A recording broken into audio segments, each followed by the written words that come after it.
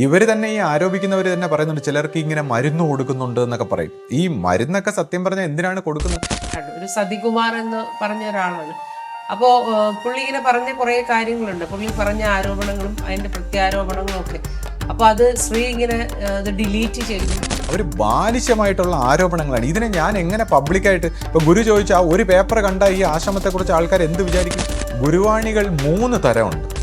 ഇപ്പോൾ എന്നെക്കുറിച്ച് അവർ പറയുമ്പോൾ ശ്രീജിത്തിന് എങ്ങനെ അങ്ങനെ എന്നൊക്കെ പറയുന്നു. പക്ഷെ അത് അവരുടെ മനസ്സിലുള്ള ശ്രീജിത്താണ്, അവരുടെ ശ്രീജിത്താണ്.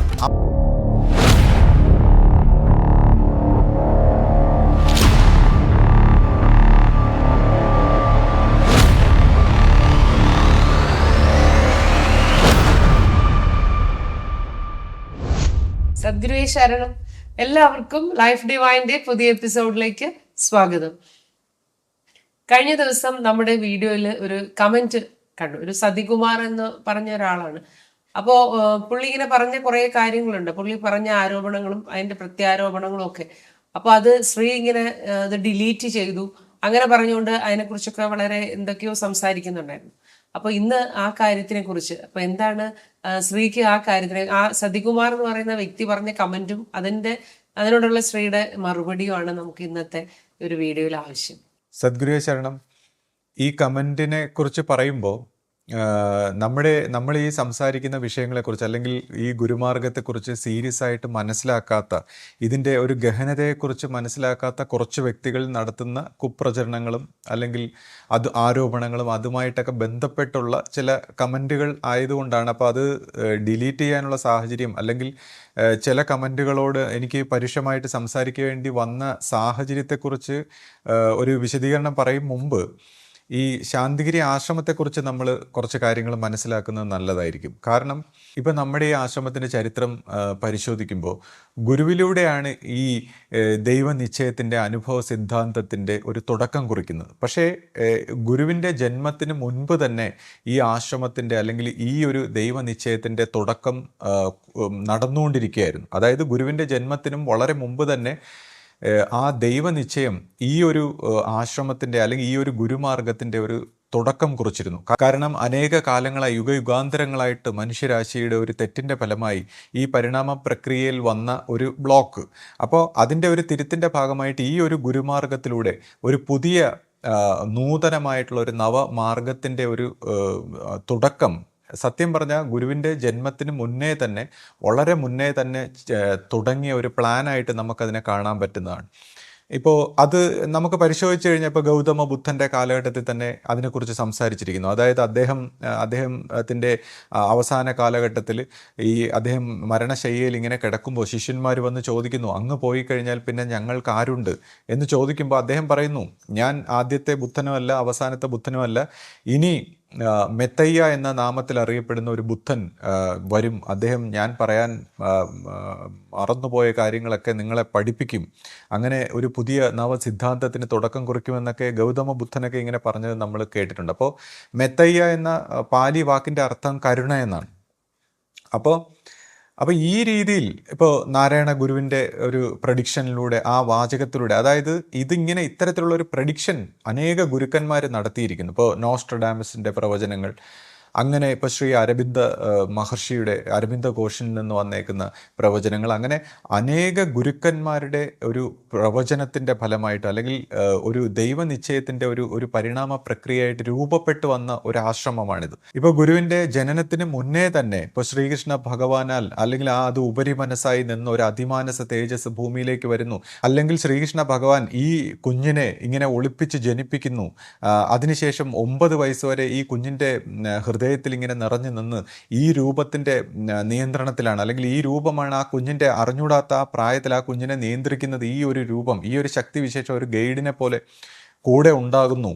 അതിനുശേഷം ഈ കുഞ്ഞ് ഈ ആത്മീയ പരിണാമങ്ങളിലൂടെയൊക്കെ സഞ്ചരിക്കുന്നു. അതിനുശേഷം വീണ്ടും അവസ്ഥാപൂർത്തീകരണത്തിൻ്റെ സമയത്ത് ഈ പരമ്പരയെക്കുറിച്ച് ഒരുപാട് രഹസ്യങ്ങളെല്ലാം വെളിപ്പെടുത്തി ഇതിൻ്റെ ഈ ഒരു പരമ്പരയെ എത്രയോ കാലങ്ങളായിട്ട് ഇങ്ങനെ ദൈവം കാത്തുവച്ചിരുന്ന് ഇങ്ങനെ പരിണമിപ്പിച്ചെടുത്ത ഒരു സത്യമാണ് എന്നിങ്ങനെ അറിയിക്കുകയുണ്ടായി. ശ്രീകൃഷ്ണ ഭഗവാനിൽ നിന്നൊക്കെ നമുക്കങ്ങനെ അറിയിപ്പ് കിട്ടി. കൂടാതെ ഇപ്പം നമ്മൾ ശ്രദ്ധിച്ചാൽ അറിയപ്പെട്ടിട്ടുള്ള അനേക ഗുരുക്കന്മാർ നമ്മൾ കണ്ടിട്ടുള്ള അനേക ഗുരുക്കന്മാർ ഈ ശിഷ്യ പരമ്പരയുടെ മുന്നിൽ വന്ന് ഈ ഗുരു പരമ്പരയുടെ മഹാത്മ്യത്തെക്കുറിച്ച് വിളംബരം ചെയ്യുകയും ഇതിനെ തെറ്റിക്കാതെ ഇത് സൂക്ഷിച്ച് അന്ത്യം വരെയും ഇത് കൊണ്ടുപോകണം എന്നൊക്കെയുള്ള രീതിയിൽ പറഞ്ഞിരിക്കുന്ന കാര്യങ്ങൾ നമുക്കറിയാം. അപ്പോൾ അത്രയ്ക്ക് വലിപ്പമുള്ള മനുഷ്യരാശിയുടെ ഒരു മോചനമായിട്ട് തുടങ്ങിയ ഒരു ഗുരുമാർഗമാണ്. അപ്പോൾ അതിൻ്റെ ഒരു പാത്താണ് നമുക്കിവിടെ തുറന്നു കിട്ടിയിരിക്കുന്നത്. അപ്പോൾ നമുക്ക് തുറന്നു കിട്ടിയ ഈ പാതയെ അത് അണയാതെ അതിനെ ഇങ്ങനെ തുടർന്ന് കൊണ്ടുപോവുക എന്നുള്ളതാണ് നമ്മുടെ ഒരു ധർമ്മം, ശിഷ്യ പരമ്പരയുടെ ഒരു ധർമ്മം. ഇവിടെ ഇപ്പോൾ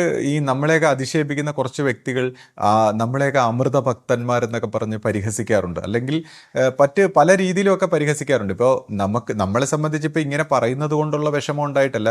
ഇപ്പോൾ എന്നെ സംബന്ധിച്ച് ഞാൻ പേഴ്സണലായിട്ട് ഇപ്പോൾ ശിഷ്യപൂജിത എന്ന വ്യക്തിത്വത്തിനെ അനുഗമിക്കുക അല്ലെങ്കിൽ ആ വ്യക്തിത്വത്തിന് വേണ്ടി സംസാരിക്കുന്ന ഒരു വ്യക്തിയല്ല.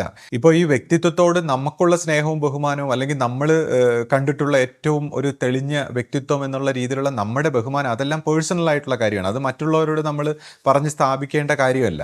പക്ഷേ എന്നാൽ ഈ ഒരു വ്യക്തിത്വത്തിനോട് വേണ്ടി അല്ലെങ്കിൽ ഈ വ്യക്തിത്വത്തിന് വേണ്ടി അല്ല നമ്മൾ സംസാരിക്കുന്നത്. നമ്മളെ സംബന്ധിച്ച് ഞാൻ പറഞ്ഞു, ഇത്രയും ഗുരുക്കന്മാരുടെ സങ്കല്പമായിട്ട് അല്ലെങ്കിൽ ആ ബ്രഹ്മനിശ്ചയമായിട്ട് ആ ദൈവിക നിശ്ചയമായിട്ട് തുറന്ന് കിട്ടിയ ആ ഗുരുമാർഗത്തിനെ ആ ഗുരുമാർഗത്തിൻ്റെ ഒരു പിന്തുടർച്ചയായിട്ട് ആ തലമുറയായിട്ട് അതിൻ്റെ ആ സത്യത്തിൽ പോകണം അല്ലെങ്കിൽ ആ ഗുരുമാർഗത്തിൻ്റെ ശരിയായ പാതയിൽ പോകണം എന്നുള്ള അർത്ഥത്തിലാണ് നമ്മളെല്ലാം സംസാരിക്കുന്നത്. ഇപ്പോൾ ഇവിടെ തന്നെ നമ്മൾ എന്തുകൊണ്ടാണ് ഇതിൻ്റെ പിന്നിൽ ഇങ്ങനെ അടിയുറച്ച് നിൽക്കുന്നത്? ഇപ്പോൾ ഗുരു അറിയിച്ചിരിക്കുന്നു, ഇവിടെ എപ്പോഴും അനുഭവശാലിയായ ഒരു ഗുരു ഉണ്ടായിരിക്കും. കൂടാതെ മറ്റ് ഗുരു പരമ്പരകളെക്കുറിച്ചൊക്കെ സംസാരിക്കുമ്പോൾ അവിടെ എന്തുകൊണ്ട് ആ ഗുരു പരമ്പരകൾക്ക് ശരിയായ രീതിയിൽ തുടർന്ന് വരാൻ പറ്റിയില്ല എന്നുള്ള കാര്യം പറയുമ്പോൾ എപ്പോഴും നമ്മളോട് പറയാറുള്ളത് അത് തുടർന്ന് കൊണ്ടുപോകാൻ അനുഭവശാലിയായി ഉയർന്നു വന്ന ഒരു ഗുരുസ്ഥാനത്തേക്ക് ഉയർന്നു വന്ന ശിഷ്യന്മാരില്ലാതെ പോയി. അതുകൊണ്ടാണ് ആ പരമ്പരകൾക്ക് നാശമുണ്ടായത്. അപ്പോൾ ഇതിങ്ങനെ ഗുരു പരമ്പരകളായിട്ട് തുടർന്നു പോകേണ്ട ഒരു ആവശ്യമുണ്ട് എന്ന് ഗുരു എപ്പോഴും പറയാറുണ്ട്. അതായത് തുടർന്നു കൊണ്ട് പോകാൻ ഒരു കുഞ്ഞില്ല എന്ന് ഗുരുക്കന്മാർ വിഷമിച്ച കാര്യം പലപ്പോഴും ഗുരു നമ്മളെ ഓർമ്മിപ്പിക്കാറുണ്ടായിരുന്നു. അപ്പോൾ ഈ ഒരു കുഞ്ഞ്, ആധ്യാത്മിക അനുഭൂതിയുള്ളൊരു കുഞ്ഞ് ഇത് തുടർന്നു കൊണ്ട് പോകാൻ എല്ലാ ഗുരു പരമ്പരകൾക്കും ആവശ്യമാണെന്നുള്ള കാര്യം ഗുരു എപ്പോഴും പറഞ്ഞിട്ടുള്ള കാര്യമാണ്. കാര്യം അനുഭവവശത്ത് ആ പൂർണ്ണമായി ഗുരുസ്ഥാനത്തേക്ക് വളർന്നു വരാത്ത ഗുരുക്കന്മാരില്ലാതാകുന്ന സാഹചര്യത്തിൽ ഈ പരമ്പരകളെല്ലാം ഒരു വെറും ആരാധന സമ്പ്രദായങ്ങൾ മാത്രമായിട്ട് അധപ്പതിച്ചു പോകുന്നതും ഇതിനെക്കുറിച്ച് ഏറ്റവും അധികം വിഷമിച്ചിട്ടുള്ളത് നമ്മുടെ ഗുരുവാണ്. അപ്പോൾ ആ ഗുരു തന്നെയാണ് ഇങ്ങനെയുള്ള ഒരു എപ്പോഴും അനുഭവശാലിയായിട്ടുള്ള ഒരു ഗുരു ഉണ്ടായിരിക്കുമെന്ന് അറിയിച്ചത്. പിന്നെ മറ്റൊരു വാചകം, അമൃതയ്ക്ക് തെറ്റില്ല എന്നിപ്പോൾ ആശയോട് ഇങ്ങനെ സംസാരിച്ച സമയത്ത് ഗുരു ഇങ്ങനെ സംസാരിച്ചു. അപ്പോൾ ഇങ്ങനെയുള്ള ഇത്തരത്തിലുള്ള ഗുരുവാണികളുടെ ബേസിലാണ് നമ്മളെ സംബന്ധിച്ച്. പിന്നെ നമുക്ക് പേഴ്സണലായിട്ട് നമുക്ക് ഈ പറയുന്ന ഗുരുക്കന്മാരെല്ലാം പല രീതിയിൽ ഈ ഗുരുമാർഗത്തെക്കുറിച്ച് അനുഭവം തന്നിട്ടുണ്ടെങ്കിൽ ഇതുപോലുള്ള ദർശന സ്വഭാവത്തിലും ആധ്യാത്മികമായ അനുഭൂതി തലത്തിലുള്ള വെളിച്ചത്തിൽ നമുക്കും ഈ ഒരു ഗുരുമാർഗത്തിൻ്റെ മഹിമ, സത്യബോധത്തിൽ ലയിച്ചിരിക്കുന്ന ഒരു ഗുരുവിലൂടെ എങ്ങനെ ഒരു ഗുരുശിഷ്യ പാരസ്പര്യത്തിലൂടെ ഒരു പുതിയ ആധ്യാത്മിക പരിണാമം സംഭവിക്കുമെന്നൊക്കെയുള്ള വ്യക്തമായ ഒരു ഉറപ്പിൻ്റെ ബലത്തിലാണ് നമ്മൾ ഈ ഒരു ഗുരുമാർഗത്തിൽ വിശ്വസിച്ച് മുന്നോട്ട് പോകുന്നത്. ഈ സാഹചര്യത്തിലാണ് ഇതുപോലുള്ള വ്യക്തികൾ ഇങ്ങനെ അവരുടെ പേഴ്സണലായിട്ടുള്ള ചില അണ്ടർസ്റ്റാൻഡിങ് കൊണ്ടും അല്ലെങ്കിൽ അവർ മനസ്സിലാക്കിയ ചില കാര്യങ്ങളുടെ അതുപോലെയാണ് കാര്യങ്ങൾ പോകേണ്ടതെന്നെല്ലാം മനസ്സിലാക്കിയിട്ട് ഒരു പ്രസ്ഥാനത്തെ വിമർശിക്കുന്നു. അതായത് വിമർശിക്കുക എന്ന് പറഞ്ഞാൽ സാധാരണ രീതിയിലല്ല, വളരെ മോശമായിട്ടും വളരെ സങ്കുചിതമായിട്ടുള്ള ഒരു തലത്തിൽ. അതായത് ഇപ്പോൾ ഈ ആധ്യാത്മിക രംഗത്തൊക്കെ മനുഷ്യൻ്റെ മനസ്സിൻ്റെ കുഴപ്പങ്ങൾ എന്താണ്, അല്ലെങ്കിൽ ഒരു നോൺ പ്രോഫിറ്റ് ഓർഗനൈസേഷനിൽ ഒരുപാട് പേര് നിന്ന് പ്രവർത്തിക്കുമ്പോൾ അവിടെ ഒരു ആധ്യാത്മിക ലക്ഷ്യങ്ങൾ ഉണ്ടെങ്കിൽ മാത്രമേ ആധ്യാത്മിക ലക്ഷ്യങ്ങളും ഈ പറയുന്ന പുണ്യം അല്ലെങ്കിൽ ലോക നന്മ എന്നൊക്കെ പറയുന്ന നല്ല നല്ല മൂല്യങ്ങളിൽ അധിഷ്ഠിതമായ ജനങ്ങൾ ഒത്തുചേർന്ന് പ്രാർത്ഥിച്ച് പ്രവർത്തിക്കുമ്പോൾ മാത്രമാണ് ഒരു പ്രസ്ഥാനം നല്ല രീതിയിൽ വികസിച്ച് വരുന്നത്. അപ്പം ഇങ്ങനെ ഒരു പ്രസ്ഥാനം, ഇതുപോലുള്ളൊരു പ്രസ്ഥാനം പല തലത്തിലുള്ള പല രീതിയിലുള്ള പല സ്വഭാവത്തിലുള്ള മനുഷ്യരെയൊക്കെ യോജിപ്പിച്ച് കൊണ്ടുപോകാനുള്ള ബുദ്ധിമുട്ട് അല്ലെങ്കിൽ മനുഷ്യൻ്റെ മനഃശാസ്ത്രം ഇതൊന്നും മനസ്സിലാക്കാതെ വളരെ നിഷ്കരുണമായിട്ട് വന്നങ്ങ് വിമർശിക്കുക, അധിക്ഷേപിക്കുക, അതിനെ വളരെ മ്ലേച്ഛമായിട്ടൊക്കെ സംസാരിക്കുക. അപ്പോൾ ഇങ്ങനെയുള്ള ഒരു സാഹചര്യത്തിലാണ് ഞാൻ ആ കമൻറ്റുകൾ ഡിലീറ്റ് ചെയ്ത് കളഞ്ഞത്. അതിനുശേഷം ചിലർ വന്ന് നമ്മൾ ഈ 1 മണിക്കൂറൊക്കെ സംസാരിക്കുന്ന കാര്യത്തിനെയൊക്കെ വളരെ പരുഷമായിട്ടങ്ങ് വിമർശിക്കുക. ഇപ്പോൾ ഒരു ചോദ്യം ചോദിക്കുന്നതിന് ഒരു രീതി ഉണ്ടല്ലോ. ഇപ്പം നല്ല രീതിയിൽ ചോദിച്ചു കഴിഞ്ഞാൽ നമുക്ക് എന്ത് കാര്യത്തിനും മറുപടി പറയാം. അപ്പോൾ അങ്ങനെയൊക്കെയുള്ളൊരു സാഹചര്യത്തിലാണ് ചില ഇതേപോലുള്ള ഇവർ ആരോപിക്കുന്ന രീതിയിൽ എന്തെങ്കിലുമൊക്കെ സംസാരിച്ചിട്ടുള്ളത്. ഇപ്പോൾ ഈ വിഷയത്തെക്കുറിച്ച് ചിന്തിക്കുമ്പോൾ ഇവരിങ്ങനെ സംസാരിക്കുന്നു. ഇപ്പോൾ ഞാനിത് ഡിലീറ്റ് ചെയ്തെന്ന് പറയുന്നു. ഇപ്പോൾ ഇതുപോലുള്ള ആൾക്കാർ പണ്ടും ആശ്രമ സ്വഭാവത്തിൽ ഇപ്പോൾ നമ്മുടെ ഗുരു ശരീരത്തിലുണ്ടായിരുന്ന സമയത്തും ഉണ്ടായിരുന്നു.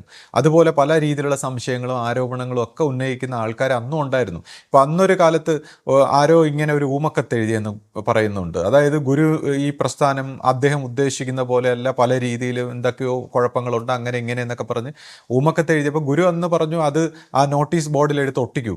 അപ്പോൾ ആൾക്കാരത് വരുമ്പോൾ അത് കണ്ട് വിശ്വസിക്കുന്നവർ അവർ പോട്ടെ, അത് ഈ പറയുന്ന കാര്യങ്ങളെല്ലാം വിശ്വസിക്കുന്നവർ പിന്നെ അവരുടെ രീതിയിൽ പോട്ടെ, അതല്ല അത് ശരിയല്ല, ഇവിടുത്തെ കാര്യങ്ങൾ ശരിയാണെന്ന് ഹൃദയത്തിൻ്റെ തെളിച്ചത്തിൽ വിശ്വാസമുള്ളവർ ഇങ്ങോട്ട് വന്നാൽ മതി എന്നൊക്കെയുള്ള രീതിയിൽ ഗുരു അതിനെ ഹാൻഡിൽ ചെയ്തൊക്കെ നമ്മൾ പറഞ്ഞു കേട്ടിട്ടുണ്ട്. ഇനി മറ്റൊരു കാര്യം, അതായത് ഒരു ഗുരുജ്യോതിയിൽ ലയിച്ച ഒരു പഴയ കാലത്തുള്ള ഒരു സന്യാസിനി വിശുദ്ധ ജന്നി. അപ്പോൾ ആ ജന്യയെ സംബന്ധിച്ച് മാനസികമായി ചില വൈഷമ്യങ്ങളൊക്കെ ഉണ്ടായിരുന്ന ഒരു പ്രോബ്ലം ഉണ്ടായിരുന്നു. അപ്പോൾ ഈ മാനസികമായിട്ടുള്ള പ്രോബ്ലം എന്തുകൊണ്ട് വരുന്നു അതിനെക്കുറിച്ച് നമ്മളൊന്ന് ചിന്തിക്കണം. ഈ ആധ്യാത്മിക രംഗത്ത് വരുമ്പോൾ മാനസികമായിട്ടുള്ള വൈഷമ്യങ്ങൾ എന്തുകൊണ്ടാണ് വരുന്നത്? ഇപ്പോൾ ഒരു വ്യക്തിയുടെ ഇപ്പോൾ ബ്രെയിനിനെ കുറിച്ച് നമ്മൾ ചിന്തിക്കുകയാണെങ്കിൽ, ഇപ്പോൾ ഏറ്റവും ബുദ്ധിമാനായിട്ടുള്ള ആൽബർട്ട് ഐൻസ്റ്റീനെയൊക്കെ പോലുള്ളവരുടെ ബ്രെയിൻ പോലും അതിൻ്റെ ഇത്ര ശതമാനം, വളരെ കുറച്ച് മാത്രമാണ് ഉണർന്നിട്ടുള്ളത്, അവിടെ മാത്രമാണ് വെച്ച് ചിന്തിക്കുന്നതെന്ന് നമ്മൾ വായിച്ചിട്ടുണ്ട്. അപ്പം നമ്മുടെ ഈ ബ്രെയിൻ ഇങ്ങനെ ഉണ്ടെങ്കിൽ അതിനെയൊന്നും ആരും ഉപയോഗിക്കുന്നില്ല. എന്നാൽ ഈ ആധ്യാത്മിക രംഗത്ത് വരുമ്പോൾ നമ്മൾ ഈ പ്രാർത്ഥനകളും സാധനകളും ഭക്തിയും ഒക്കെ ചെയ്യുമ്പോൾ ഈ ഊർജം, നമ്മുടെ ഈ ഊർജം ഇങ്ങനെ ഉണർന്നിട്ട് ഇപ്പോൾ ഓം എന്നൊക്കെ ജപിച്ച് നമ്മൾ അഖണ്ഡ നാമമൊക്കെ ജപിക്കുമ്പോൾ ഈ ഊർജം ഉണർന്ന് ബ്രെയിനിലേക്ക് വരുമ്പോൾ ബ്രെയിനിൻ്റെ ഇന്ന് വരെ ഉണരാത്ത ചില തലങ്ങളൊക്കെ ഉണർന്നു വരും. അപ്പോൾ ഈ ഉണർന്നു വരുന്നതിനനുസരിച്ച് നമ്മൾ കർമ്മം ചെയ്ത്, നല്ല രീതിയിൽ കർമ്മമൊക്കെ ചെയ്ത്, വിയർത്ത് കർമ്മം ചെയ്ത് ഭക്തിയോടെയൊക്കെ വളരെ ഗുരു ശിഷ്യ പാരസ്പര്യത്തിൽ സത്സംഗത്തിലൊക്കെ പോയിട്ടില്ലെങ്കിൽ ഇയാൾക്ക് ചേഞ്ച് ഉണ്ടാവില്ല.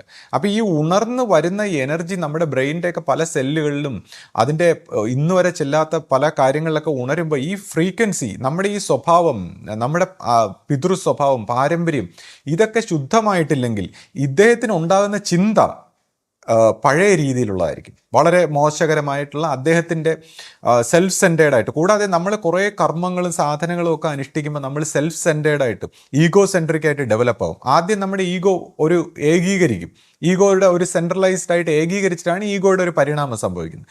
അപ്പോൾ ഈഗോയെ ഈ ഏകീകരിച്ച് ഒരൊറ്റ വില്ല് പോലെ ഒരു നല്ല ഒരു സ്ട്രോങ് ഈഗോ ആയതിനു ശേഷം ഒരുപാട് പ്രശ്നങ്ങൾ ഇങ്ങനെ ഉണ്ടാകുമ്പോൾ, മാനസികമായിട്ട് പ്രശ്നങ്ങൾ ഉണ്ടാകുമ്പോൾ ഈ ഈഗോയെ അതിവർത്തിക്കേണ്ടത് എങ്ങനെയെന്ന് ഈ ഗുരുശിഷ്യ പാരസ്പര്യത്തിലൂടെയാണ് അത് സംഭവിക്കുന്നത്. അപ്പോൾ ഇങ്ങനെയുള്ള ഒരു ഗുരുശിഷ്യ പാരസ്പര്യത്തിൻ്റെ മഹിമ മനസ്സിലാക്കാത്ത വ്യക്തികളെ സംബന്ധിച്ച് ഈഗോയ്ക്ക് ഒരു ട്രാൻസ്ഫോർമേഷൻ വരില്ല, ഈഗോയ്ക്ക് ഒരു പരിണാമം സംഭവിക്കില്ല. അപ്പോൾ എല്ലാം പ്രശ്നങ്ങളാവും. അപ്പോൾ പിന്നെ അവരിങ്ങനെ ചിന്തിക്കുന്ന ഈ ബ്രെയിനിൻ്റെ ആക്ടിവിറ്റി, ഓവറായിട്ടുള്ള ബ്രെയിൻ ആക്ടിവിറ്റി കൊണ്ട് ഒരുപാട് പ്രശ്നങ്ങൾ ഇങ്ങനെ പറയും. എല്ലാം സെൽഫ് സെൻറ്റേർഡാണ്, അവരുടെ എല്ലാ തീരുമാനങ്ങളും ചിന്തകളും എല്ലാം സെൽഫ് സെൻറ്റേർഡാണ്, തന്നെ ബേസ് ചെയ്തുകൊണ്ടാണ്. അപ്പോൾ ഇങ്ങനെ ഒരുപാട് കുറ്റങ്ങൾ, ബാക്കിയുള്ളവരെല്ലാം കുറ്റപ്പെടുത്തുന്ന ഒരു സ്വഭാവം, കൂടാതെ സാത്വിക അഹന്തയും ഉണ്ടാവും. അപ്പം എന്നെ സംബന്ധിച്ച് എനിക്കിത് മനസ്സിലായ എന്താണെന്ന് വെച്ചാൽ, ഞാൻ ഒരുപാട് ഇതുപോലുള്ള ആൾക്കാരെ കണ്ടിട്ടുണ്ട്. അതായത് ഇപ്പോൾ ആദ്യകാലത്തൊക്കെ ഫേസ്ബുക്കിലൊക്കെ സംസാരിക്കുന്ന സമയത്ത് ഞാൻ ഈ ഒരു ആധ്യാത്മികമായി സ്പിരിച്വലായിട്ടൊക്കെ സംസാരിക്കുന്ന വ്യക്തിയാണെന്ന് മനസ്സിലാക്കിയിട്ട് പലരും എന്നെ പേഴ്സണലായിട്ട് മെസ്സേജ് അയക്കും, ഫോണിൽ വിളിക്കും, അങ്ങനെയൊക്കെ ഉണ്ടായിരുന്നു. അപ്പോൾ അത് നോർത്ത് ഇന്ത്യയിൽ നിന്നും അല്ലെങ്കിൽ വിദേശ രാജ്യങ്ങളിൽ നിന്ന് പോലും പലരും എന്നെ വിളിച്ച് സംസാരിച്ചിട്ടുണ്ട്. അപ്പോൾ എല്ലാവരും സംസാരിക്കുമ്പോൾ ഇവരെല്ലാം ആധ്യാത്മികമായിട്ട് പല പല ഗുരുമാർഗങ്ങളിലോ മെഡിറ്റേഷനോ അങ്ങനെ എന്തെങ്കിലുമൊക്കെ പ്രാക്ടീസ് ചെയ്തിട്ടുള്ളവരാണ്. അപ്പോൾ ഇവരെന്നെ വിളിച്ച് സംസാരിക്കുമ്പോൾ എല്ലാം പ്രശ്നങ്ങളാണ് അവർ പറയുന്നത്. അതായത് അവർ ശരിയാണ്, അവരുടെ ഒന്നേ മക്കൾക്ക് പ്രശ്നം, സഹോദരന് പ്രശ്നം, വൈഫിന് പ്രശ്നം, അല്ലെങ്കിൽ ഓഫീസിൽ പ്രശ്നം, അങ്ങനെ എല്ലാവരും പ്രശ്നമാണ്, അവർ നല്ലവരും. അപ്പം എന്നോട് വന്ന് സംസാരിക്കുമ്പോൾ ഞാൻ ആദ്യം, ശരി, നിങ്ങൾ ഉന്നയിക്കുന്ന പ്രശ്നങ്ങളൊക്കെ ഉണ്ട്, പക്ഷേ നിങ്ങൾക്കൊരു പരിവർത്തനത്തിന് ആവശ്യമുണ്ട്. നിങ്ങൾ കുറേ സാത്വികമായിട്ട് ഇങ്ങനെയൊക്കെ ചെയ്ത് ഈഗോയൊക്കെ ഡെവലപ്പായി, ഇനി നിങ്ങൾ ആൾക്കാരെ സഹിക്കാനും സ്നേഹിക്കാനും ഒരു സഹവർത്തിത്വത്തോടെ പോകാനും പഠിക്കണം. ഇതാണ് ഞാൻ എല്ലാവരോടും പറയുന്നത്. മിക്കവാറും പലരും അത് കേൾക്കുമ്പോൾ തന്നെ അവർ ഡിസ്റ്റർബ്ഡ് ആയിട്ട് അങ്ങ് പോകും. കാര്യം അവർക്ക് അവർ പറയുന്ന ആ താളത്തിനൊത്ത് തുള്ളുന്ന ഉപദേശകരെയാണ് ആവശ്യം. അവർ കുറ്റം പറയുമ്പോൾ അവർ കുറ്റം ശരിയാണെന്ന് പറയണം.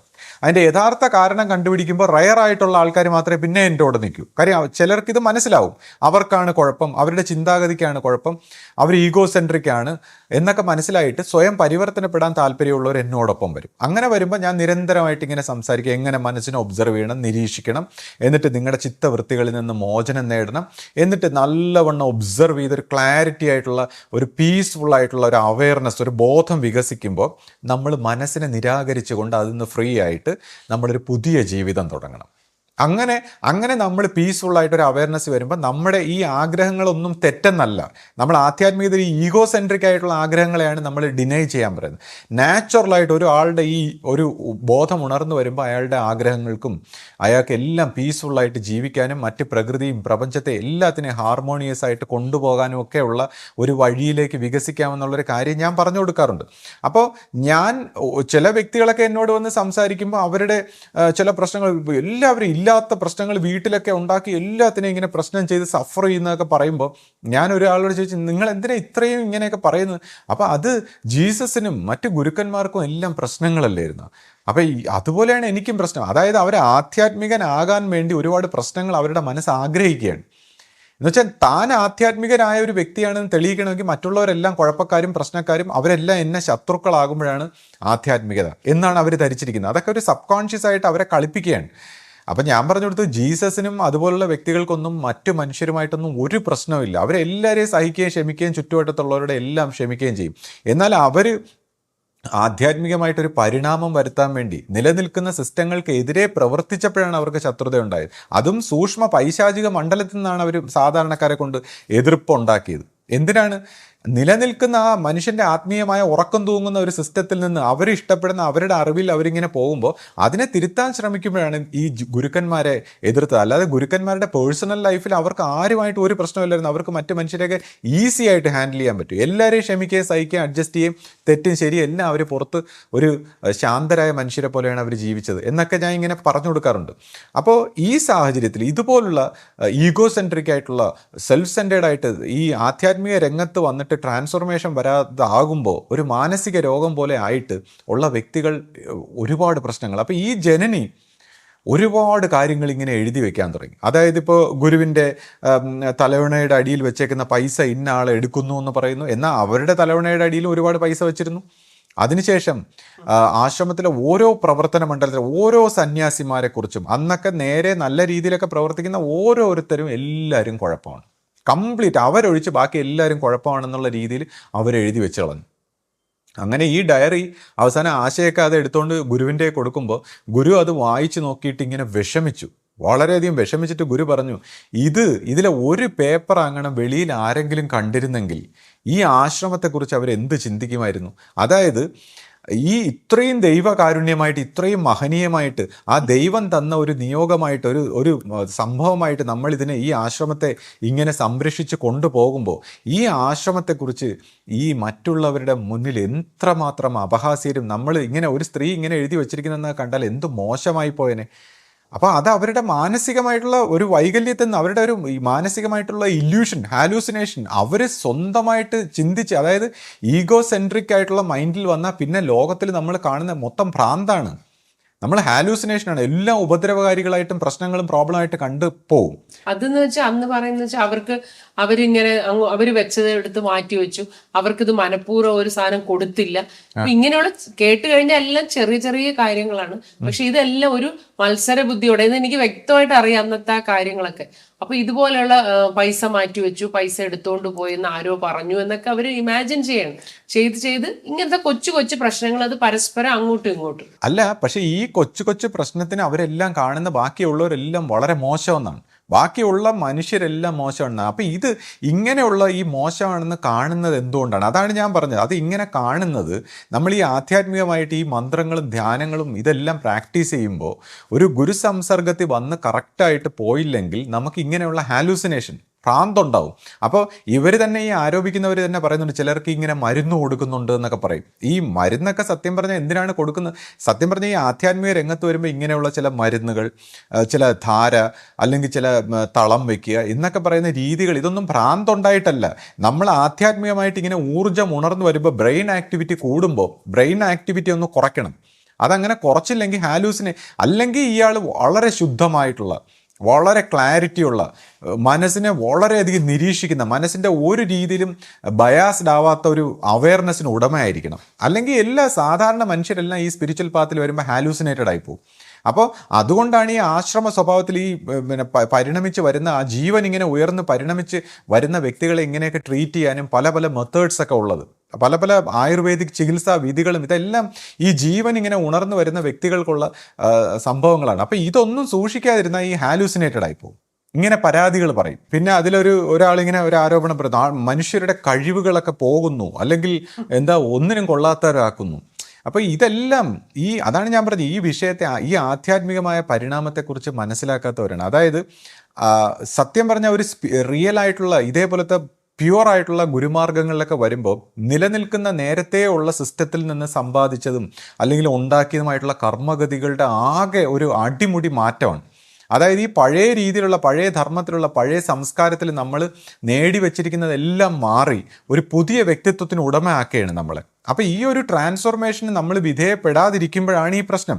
പക്ഷേ ഇത് വിധേയപ്പെടുന്നവർ, ഈ ഗുരുമാർഗത്തിൻ്റെ ഒരു വലിപ്പമൊക്കെ മനസ്സിലാക്കിയിട്ട് ഇതിനെ വിധേയപ്പെടുന്നവർക്ക് ഇതൊരു സ്മൂത്ത് ആയിട്ടുള്ള പാതയാണ്. എന്നാൽ ഇതിനൊന്നും വിധേയപ്പെടാതെ എല്ലാം സ്വന്തം ബുദ്ധിയിൽ മനസ്സിലാക്കണമെന്ന് പറയുമ്പോഴാണ് ഈ മിസ്റ്റേക്ക് വരുന്നത്.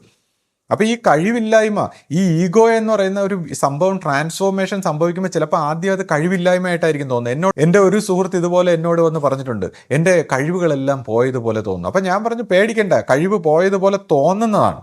സത്യം പറഞ്ഞാൽ ഏറ്റവും വലിയ കഴിവുകളും ഏറ്റവും വലിയ ഉണർവും വരാൻ പോവുകയാണ്.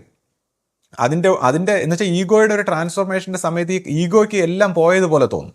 ഇത് പോയിട്ട് ഉണർന്ന് പുതിയൊരു ഗുരുബോധത്തിൽ ഇത് തിരിച്ചു വരാൻ പോവുകയാണ്, എല്ലാത്തിൻ്റെയും ഒരു സംഭവം. അപ്പം ഇവിടെയാണ് ഈ സോക്രട്ടീസിനെ പോലുള്ളവരൊക്കെ പറഞ്ഞത്, എനിക്കൊന്നും അറിയില്ല. അതായത് നമ്മളൊന്നും ഈഗോ സെൻട്രിക് ആയിട്ട് നമ്മൾ ഈ നേടി വെച്ചിരിക്കുന്ന സെക്കൻഡ് ഹാൻഡ് ആയിട്ടുള്ള നോളജ് അല്ല, പ്യുവർ നോളജ് ഇനി ഒന്നും അറിയില്ല എന്ന് പറയുന്നിടത്തു നിന്നാണ് തുടങ്ങുന്നത്. അപ്പം ഇങ്ങനെയുള്ള ആത്മീയമായും ഭൗതികമായും ഒരു വ്യക്തിയുടെ സമൂലമായൊരു പരിവർത്തനമാണ് ഇതേപോലുള്ള ഗുരുമാർഗങ്ങളിലൂടെ സംഭവിക്കുന്നത്. അപ്പോൾ ഇതിൻ്റെ ഒരു പ്രോസസ്സ് മനസ്സിലാക്കാത്ത കുറേ വ്യക്തികളാണ് ഇങ്ങനെ, അവർ ബാലിശമായിട്ടുള്ള ആരോപണങ്ങളാണ്. ഇതിനെ ഞാൻ എങ്ങനെ പബ്ലിക്കായിട്ട്, ഇപ്പോൾ ഗുരു ചോദിച്ചാൽ ഒരു പേപ്പർ കണ്ടാൽ ഈ ആശ്രമത്തെക്കുറിച്ച് ആൾക്കാർ എന്ത് വിചാരിക്കും, അതുപോലെ ഇവരെഴുതി വിടുന്ന ഈ കാര്യങ്ങൾ കണ്ടു കഴിഞ്ഞാൽ ആൾക്കാർ എന്ത് വിചാരിക്കും ഈ സ്ഥലത്തെക്കുറിച്ച്? അവരുടെ ബാലിശമായിട്ടുള്ള ഈഗോ സെൻട്രിക് ആയിട്ടുള്ള കുറേ ആൾക്കാർ അവരുടെ മനസ്സിൽ തോന്നുന്ന കുറേ പ്രോബ്ലങ്ങൾ ഇങ്ങനെ പടച്ചു വിട്ട് എന്ത് വൃത്തിയേടും ഇങ്ങനെ എഴുതി വെക്കുക എന്നുള്ളത്. ഇതിനെക്കുറിച്ച് എന്താ ഞാൻ പറയേണ്ടത്? ഇപ്പോൾ ഞാൻ പറയുന്ന കാര്യങ്ങളൊക്കെ ഇപ്പോൾ ആശ്രമ സ്വഭാവത്തിൻ്റെ ഒരു രീതിയിലല്ല, അല്ലെങ്കിൽ അങ്ങനെയല്ല, അത് മനസ്സിലാവുന്നില്ല, ആശയം മറ്റതാണെന്നൊക്കെ പറഞ്ഞ് ഇങ്ങനെ ഇവർ നിരന്തരം പറയാറുണ്ട്. പക്ഷേ ഈ ഗുരുവാണികളെക്കുറിച്ച് നമ്മൾ ശ്രദ്ധിക്കുകയാണെങ്കിൽ ഗുരുവാണികൾ 3 തരമുണ്ട്. ഒന്ന്, ഏറ്റവും പ്യുവറായിട്ടുള്ള ആത്മീയ തലത്തിലുള്ള ഗുരുവാണികൾ. 2, മനഃശാസ്ത്രപരമായിട്ടുള്ള ഗുരുവാണികൾ. അതായത് ഗുരുമാർഗം എന്താണ്, അതിനകത്തുള്ള മനഃശാസ്ത്രം എന്താണ്, ഈ മനഃശാസ്ത്രം, മനസ്സിൻ്റെ പരിവർത്തനം. പിന്നെ 3, ഭൗതിക തലത്തിലുള്ള ഗുരുവാണികൾ. അതായത് നിലനിൽപ്പിൻ്റെ കാര്യങ്ങളും ഇത് ചിട്ടവട്ടങ്ങളും ഇപ്പോൾ ലോക വ്യാപാരങ്ങളും ഭൗതികമായിട്ടുള്ള ഈ കാര്യങ്ങളൊക്കെ എങ്ങനെ നടത്തിക്കൊണ്ടു പോകണം, നിത്യവൃത്തിയിലുള്ള കാര്യങ്ങൾ, അതൊക്കെ അന്നന്ന് അപ്പോഴപ്പോൾ സംസാരിച്ചിരിക്കുന്നതാണ്. അപ്പോൾ ഇവരെ സംബന്ധിച്ച് ഈ ഭൗതിക തലത്തിലുള്ള ഏറ്റവും താഴ്ന്ന മണ്ഡലങ്ങളെക്കുറിച്ച് സംസാരിച്ചിരിക്കുന്ന ഗുരുവാണികൾ മാത്രമാണ് എടുത്തു വെച്ച് സംസാരിക്കുന്നത്. അപ്പം എന്നെ സംബന്ധിച്ചെന്ന് പറയുമ്പോൾ ഞാൻ ഈ പ്യുവർലി ആധ്യാത്മികമായിട്ടുള്ള ഗുരുവാണികളിലാണ് എനിക്ക് ഏറ്റവും ഇഷ്ടപ്പെട്ടിട്ടുള്ളത്. അതായത് എനിക്കിഷ്ടപ്പെട്ടുള്ള ഗുരുവാണികൾ പൊതുവേ നമ്മുടെ ഇപ്പോൾ ഇവിടെയൊന്നും അങ്ങനെ സംസാരിക്കാറില്ല, അതിനെക്കുറിച്ച് ആരും ചർച്ച ചെയ്യുന്നത് ഞാൻ കേട്ടില്ല, കോട്ടുകളായിട്ട് എഴുതി വിടുന്നതും കേട്ടില്ല, ഒന്നും കണ്ടിട്ടില്ല. എനിക്കിഷ്ടപ്പെട്ടിട്ടുള്ള ഗുരുവാണികൾ സത്യം പറഞ്ഞാൽ ഞാൻ ഈ സംസാരിക്കുന്ന എല്ലാ വിഷയങ്ങളും ഇതുമായിട്ട് ബന്ധപ്പെട്ടതാണ്. ഞാൻ സംസാരിക്കുന്ന ഈ വിഷയങ്ങളെല്ലാം അതിന് തക്കവണ്ണമുള്ള ഗുരുവാണികൾ വേദാന്തത്തിനേക്കാളൊക്കെ അഗ്രഗണ്യമായ, അതിനേക്കാൾ അപ്പുറത്തുള്ള ഹൈലി സ്പിരിച്വൽ ആയിട്ടുള്ള ഗുരുവാണികളുണ്ട്. പക്ഷേ ഇതൊന്നും നമ്മൾ പബ്ലിക്കായിട്ട് ആരും പറയാറില്ല. അപ്പോൾ ഈ ഗുരുവാണികളെക്കുറിച്ചാണ് ഞാൻ പറയുന്നത്. ഇത് മനസ്സിലാക്കാൻ ബുദ്ധിമുട്ടുണ്ട്, ഇത് കൺഫ്യൂസ്ഡ് ആക്കുന്നു, ഒരു വശത്ത് നിന്ന് ഇങ്ങനെ തെറ്റിപ്പോകുന്നു, നമ്മുടെ മനസ്സ് പൊട്ടുന്നു, അല്ലെങ്കിൽ ഗുരു പറഞ്ഞിട്ട് നിർത്തുന്നു എന്നെല്ലാം പറയുന്നത് ഈ പ്യുവർലി സ്പിരിച്വൽ ആയിട്ടുള്ള ഈ ഗുരുവാണികളെക്കുറിച്ചാണ്. ആധ്യാത്മികതയുടെ ഏറ്റവും ഉന്നത തലങ്ങളിലേക്കൊക്കെ കടക്കുന്ന ആ വിഷയം, പ്യുവർ ആധ്യാത്മിക വിഷയങ്ങളെക്കുറിച്ചുള്ള ഗുരുവാണികളെക്കുറിച്ചാണ് ഞാൻ ഇങ്ങനെ സംസാരിക്കുന്നത്. പിന്നെ മനഃശാസ്ത്രപരമായിട്ടുള്ള ഗുരുവാണികളെക്കുറിച്ച് ഞാൻ ഇൻട്രസ്റ്റഡ് ആണ്. പക്ഷെ മറ്റേതെന്ന് പറഞ്ഞാൽ നിത്യവൃത്തിയിൽ അപ്പം നടക്കേണ്ട കാര്യങ്ങൾ, അത് നമ്മളെ സംബന്ധിച്ച് ലോകത്തിലും എല്ലായിടത്തും അവൈലബിൾ ആണ്. എന്ന് വെച്ചാൽ യോഗ സമ്പ്രദായത്തിലും മറ്റ് ആശ്രമ സ്വഭാവത്തിലും മറ്റ് സന്യാസി മഠങ്ങളും ഒക്കെ പൊതുവെ കുറേ ചിട്ടവട്ടങ്ങൾ, ഗൃഹധർമ്മം, പിതൃധർമ്മം, ദാനധർമ്മം, നമ്മൾ ഈ പറയുന്ന ധാർമ്മികമായിട്ടുള്ള കുറേ കാര്യങ്ങളുണ്ടല്ലോ. അതെന്ന് പറഞ്ഞാൽ എല്ലാ ആശ്രമങ്ങളിലും ലോകത്ത് മൊത്തം അവൈലബിൾ ആയിട്ടുള്ള കാര്യമാണ്. അതൊരു പുതിയ കാര്യമല്ലല്ലോ. അതുകൊണ്ടാണ് ഞാൻ അതിനെക്കുറിച്ച് അങ്ങനെ സംസാരിക്കാത്തത്. അത് എല്ലാവർക്കും പൊതുവെ അറിയാവുന്ന കാര്യങ്ങളല്ലേ. എന്നാൽ ഈ സീരിയസ് ആയിട്ടുള്ള സ്പിരിച്വൽ ഒരു ഗുരുവാണികളാണല്ലോ, അതല്ലേ നമ്മുടെ ഒരു എസെൻസ് എന്ന് പറയുന്നത്. നമ്മുടെ ആശ്രമത്തിൻ്റെ നമ്മുടെ സ്വത്തെന്ന് പറയുന്നത് ഇവിടെ മാത്രം അവൈലബിൾ ആയിട്ടുള്ള പ്യുവർലി സ്പിരിച്വൽ ആയിട്ടുള്ള പ്യുവർലി ഗുരുമാർഗത്തെക്കുറിച്ചുള്ള മനഃശാസ്ത്രപരമായിട്ടുള്ള കാര്യങ്ങൾ. അപ്പോൾ ഇതിനെക്കുറിച്ചാണ് ഞാൻ എപ്പോഴും മനസ്സിലാക്കാൻ ബുദ്ധിമുട്ടാണ് എന്നൊക്കെ പറയുന്നത്. അപ്പോൾ ഇവർ പറയുന്നത് ഇത് മനസ്സിലാക്കാൻ ഭയങ്കര ഈസിയാണ്, അവർക്കെല്ലാം മനസ്സിലായി, ഇത്രയേ ഉള്ളൂ കാര്യം എന്ന് പറഞ്ഞിട്ട് കർമ്മം ചെയ്യുന്നത് എങ്ങനെ, അതിൻ്റെ ഒരു കാര്യങ്ങൾ എങ്ങനെ, ധർമ്മം എങ്ങനെ, പുണ്യം എങ്ങനെ, ഭാഗ്യം എങ്ങനെ, ഇങ്ങനെയുള്ള കുറച്ച് സാധാരണ രീതിയിൽ ആ ഗുരുവാണികൾ എനിക്കും മനസ്സിലായ കാര്യങ്ങളാണ്. അത് മനസ്സിലാകുന്നില്ലെന്നല്ല ഞാൻ പറയുന്നത്. അതാണ് ഇതൊരു കമ്മ്യൂണിക്കേഷൻ ഗ്യാപ്പ് ഉണ്ട്. ഞാൻ ഈ പറയുന്ന കാര്യങ്ങൾ എന്താണെന്ന് ഇവർക്ക് മനസ്സിലാവുന്നില്ല. ഇത്തരം ഗുരുവാണികൾ ആർക്കും മനസ്സിലാവും. അത് മനുഷ്യന് മനസ്സിലാക്കാൻ വേണ്ടി തന്നെയാണ്, അങ്ങനെ മനസ്സിലാക്കി തന്നെയാണ് നമ്മൾ പ്രവർത്തിക്കേണ്ടത്. പക്ഷേ അതുമാത്രമല്ല നമ്മുടെ എസൻസ് എന്ന് പറയുന്നത്. നമ്മുടെ എസൻസ് പിന്നെ മനഃശാസ്ത്രത്തിൻ്റെ തലത്തിലുണ്ട്, പിന്നെ ഈ പറയുന്ന കണക്ക് ഹൈലി സ്പിരിച്വൽ ഉണ്ട്. ആ ഹൈലി സ്പിരിച്വൽ ആയിട്ടുള്ള തലത്തിലേക്ക് വരുമ്പോൾ ഒരു മനുഷ്യനെ അഭിമുഖീകരിക്കുന്ന പ്രശ്നം എന്താണ്, അത് നമുക്ക് മനസ്സിലാവുന്നില്ല. അത് ഗുരു അല്ലെങ്കിൽ പിന്നീട് പിൽക്കാലത്ത് അറിയിക്കുമെന്ന് പറഞ്ഞേക്കുന്നു. ഇത്രയും കാര്യങ്ങളെ ഇവിടെ സംസാരിക്കാൻ പറ്റുമെന്ന്. അതിനുശേഷം ഇത് ഗുരുശിഷ്യ പാരമ്പര്യത്തിലൂടെ പോയാൽ ഗുരുക്കന്മാരെ ഡയറക്റ്റ് ശിഷ്യന്മാരിലൂടെ സംഭവിപ്പിക്കുന്ന കാര്യങ്ങളാണ്.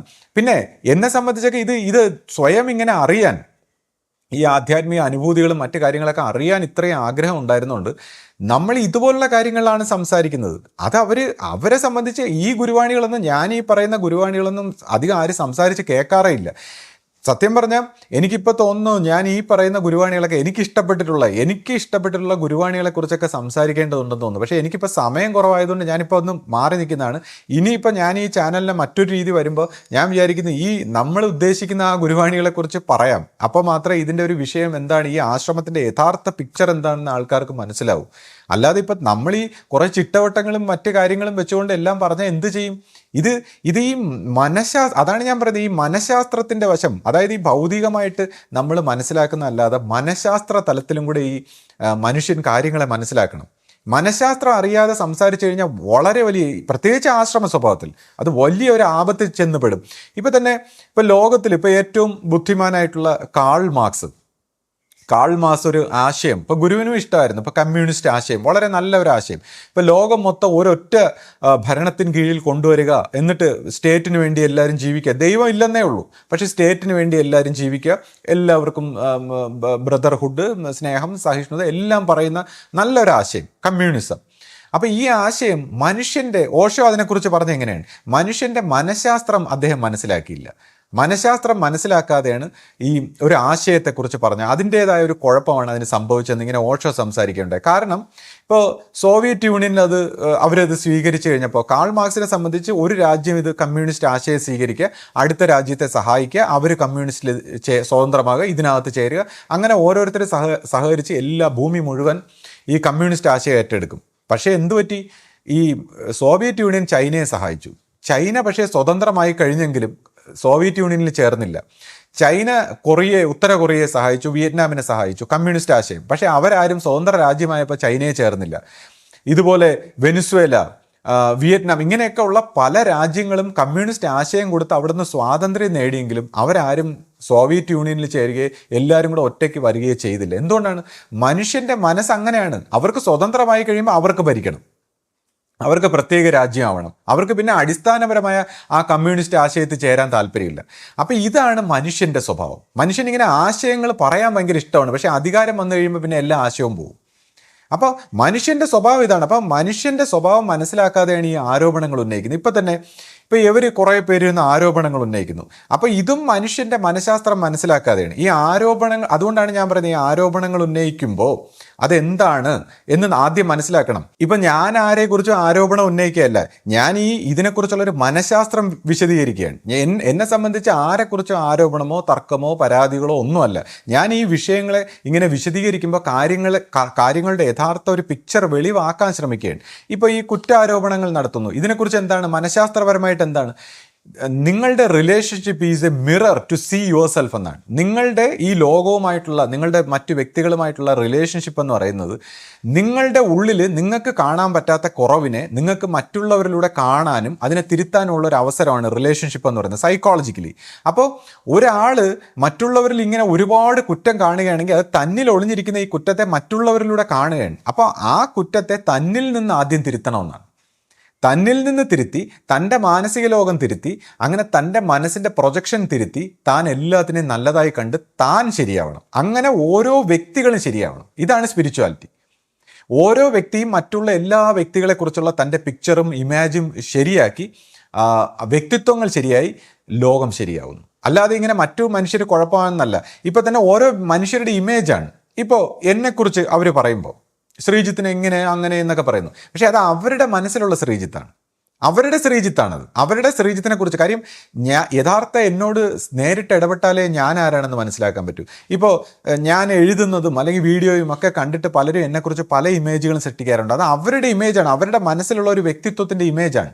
ഞാനുമായിട്ട് നേരിട്ട് ഇടപെടുമ്പോൾ പലരും പറഞ്ഞിട്ടുണ്ട്, നമ്മൾ വിചാരിച്ച പോലെ ഒരാളേ അല്ല, നിങ്ങൾ മറ്റൊരു രീതിയിലാണ്. ഞാൻ ഈ ആത്മീയവും ഈ ഫിലോസഫിയും തത്വചിന്തയും പറഞ്ഞുകൊണ്ട് നടക്കുന്ന ഒരാളല്ല, ഈ ആത്മീയ ഭ്രാന്തുകളൊന്നും പറഞ്ഞുകൊണ്ട് നടക്കുന്ന ആളല്ല. വളരെ പ്രാക്ടിക്കലായിട്ട് വളരെ ജീവിതത്തിൻ്റെ സരളമായ നല്ല നല്ല രീതിയിൽ പെരുമാറുന്ന ഒരാളാണ്. അപ്പോൾ ഇത് സംസാരിക്കുമ്പോൾ മാത്രമാണ് നമ്മുടെ ഈ ആത്മീയത ഇങ്ങനെയുള്ള കാര്യങ്ങൾ അത് മനസ്സിലാക്കാൻ വേണ്ടി മാത്രമാണ്. പ്രാക്ടിക്കലായിട്ട് നമ്മൾ മറ്റൊരു രീതിയിലാണ്.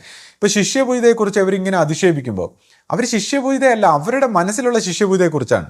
യഥാർത്ഥ ശിഷ്യപൂജിതയുടെ ഒരു സന്നിധിയിൽ വന്നു കഴിഞ്ഞാൽ അവർ പോലും മാറിപ്പോകും. അവർ വിചാരിക്കുന്ന ഒരു വ്യക്തിത്വമേ അല്ല. ഇത്രയും സ്വീറ്റ് ആയിട്ടുള്ള, ഇത്രയും ഒരു ബ്യൂട്ടിഫുൾ, ഇത്രയ്ക്ക് നല്ലൊരു പേഴ്സണാലിറ്റി, ഇത്രയ്ക്കൊരു നല്ലൊരു ശാന്തമായ ഒരു അറ്റ്മോസ്ഫിയർ ആ സന്നിധി വന്നാൽ തന്നെ അത് മനസ്സിലാവുന്നതാണ്. അപ്പോൾ അത് മനസ്സിലാക്കാതെ മാറി നിന്ന് ഇങ്ങനെ പറയുകയാണ്. അവരുടെ മനസ്സിലുള്ള ഇമേജാണ് ശിഷ്യപൂജയെക്കുറിച്ച് അവർ സംസാരിക്കുന്നത്. അതിനുശേഷം ഇപ്പം ഇങ്ങനെ കുറ്റം പറയുന്നു. ഇപ്പോൾ ഭരണരംഗത്ത് നമ്മൾ ശ്രദ്ധിച്ചു കഴിഞ്ഞാൽ, ഇപ്പോൾ ഭരിക്കുന്ന ഒരു രാജ്യം ഭരിക്കുമ്പോൾ ആ എതിരായിട്ട് വന്നു സംസാരിക്കുന്നവരിങ്ങനെ ഘോരം മറ്റേ വ്യക്തിയെക്കുറിച്ച് ഇങ്ങനെ കുറ്റം പറയും. അവർ അഴിമതി നടത്തി, കള്ളത്തരം ചെയ്തു, കാപട്യം, സ്ത്രീ പീഡനം, ഇങ്ങനെയൊക്കെ പലതും പറയും. അപ്പോൾ ഇത് കേട്ട് നിൽക്കുന്ന ആൾ, ഇനി ഇയാൾ വന്നാൽ നല്ലതായിരിക്കും എന്നും പറഞ്ഞ് അയാൾ വോട്ട് ചെയ്യുമ്പോൾ അവസാനം അവരും ഇത് തന്നെയാണ് കാണിക്കുന്നത്. സെയിം അഴിമതി, ചിലപ്പോൾ ഇതിനേക്കാളും മോശമായിരിക്കും. സെയിം അഴിമതിയും പ്രശ്നങ്ങളും അധികാരഭാവവും രാജാവിനെ പോലത്തെ പെരുമാറ്റം, ഇതെല്ലാം ഈ നേരത്തെ ആരോപിച്ച ആൾ സെയിം തന്നെ ചെയ്യുന്നു. അപ്പോൾ ഇതെന്താണ്? ഇപ്പോൾ ബ്രിട്ടീഷുകാർ നമ്മൾ സ്വാതന്ത്ര്യം നേടുന്ന സമയത്ത് വളരെ ധാർമ്മികമായിട്ട് നമ്മളെല്ലാം പറഞ്ഞുകൊണ്ടിരുന്നു. പക്ഷേ സ്വാതന്ത്ര്യം കിട്ടി, ജനാധിപത്യം നമ്മുടെ കൈ കിട്ടിയാൽ ഇനി നമ്മൾ നല്ല ഒരു രാജ്യത്തെ സൃഷ്ടിക്കുമെന്നാണ് വാഗ്ദാനം ചെയ്തിരുന്നത്. പക്ഷേ ലീഡേഴ്സൊക്കെ നമ്മൾ നോക്കുമ്പോൾ പിന്നെ പഴയതുപോലെ ആവും. അവരെക്കാളും മോശം, ബ്രിട്ടീഷുകാരെക്കാളും അല്ലെങ്കിൽ രാജാക്കന്മാരെക്കാളും മോശമായിട്ട് മാറുന്നു. എന്തുകൊണ്ടാണിത്? ഈ അധികാരം അപ്പം ഇത് മനസ്സ് മാറുന്നു. മനുഷ്യന് ഈ പറയുന്ന സംഭവങ്ങൾ വന്നു കഴിഞ്ഞാലേ അവൻ്റെ മനസ്സ് എന്താണെന്ന് മനസ്സിലാക്കാൻ പറ്റും. പട്ടിണി കിടക്കുന്ന ഒരാളിനെ നമ്മൾ പലപ്പോഴും ശ്രദ്ധിച്ചിട്ടുണ്ട്, ആഹാരം കൊടുക്കുമ്പോൾ അവൻ അത്രയും മതി.